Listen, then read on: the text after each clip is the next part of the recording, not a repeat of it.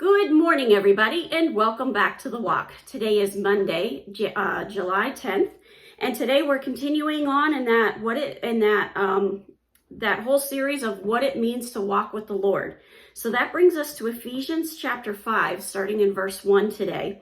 And I'm going to skip a little bit of this because I just want to give you the overall gist of this so that we can get to the next one as well. Therefore, be imitators of God as beloved children, and walk in love as Christ loved us and gave himself up for us, a fragrant offering and sacrifice to God. So we've got to be very aware of the fact that the word Christian means Christ-like. We are to live in a way that we are getting more and more Christ-like. Now, we're never going to get to the point where we are Jesus. I'm not saying that at all. What I am saying is the sin in your life will change. There's always going to be sin in your life, but it will change. The Holy Spirit's going to point things out to you that need to change, and you're going to gradually change them as time goes on. And then you'll look back over months or years or whatever it may be, and you're going to say, wow, that really changed in my life. I love this analogy, and this actually happened to me. I was driving one day, and I'd been a Christian at this point, I don't know, I want to say 6 months to a year, somewhere in there. And somebody cut me off. And instead of getting angry, instead of like yelling at that person, words that they're never even going to hear, which would include some explicitives, that's for sure. My response was, whoa, that person's in a really big hurry. I'm going to pray for them.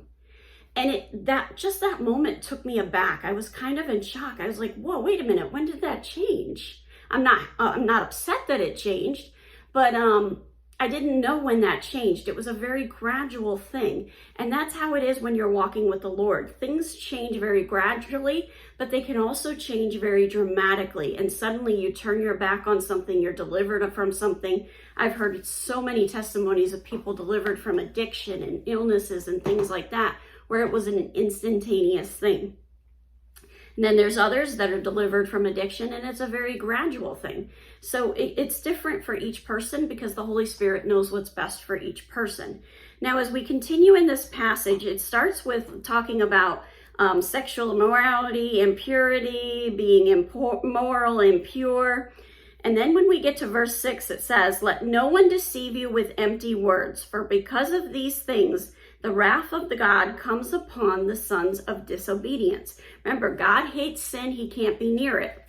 Therefore, do not become partners with them. For at one time you were darkness, but now you are light in the Lord. Walk as children of the light.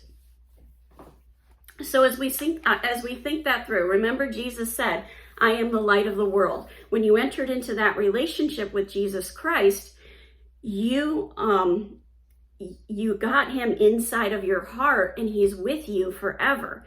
He is the light of the world. Now, that brings us to Philippians chapter 2, verse 12, and it's the subtitle here is Lights in the World. That's why I wanted to make sure these two were tied together.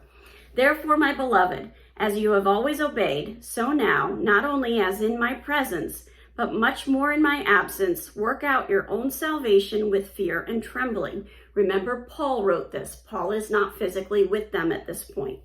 For it is God who works in you, both to will and to work for his good pleasure. God is working in your life for the things that are according to his will.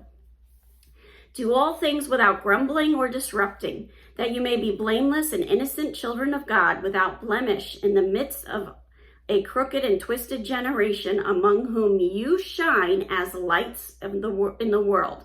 Hold fast to the word of life, so that in the day of Christ I may be proud that I did not run in vain or labor in vain.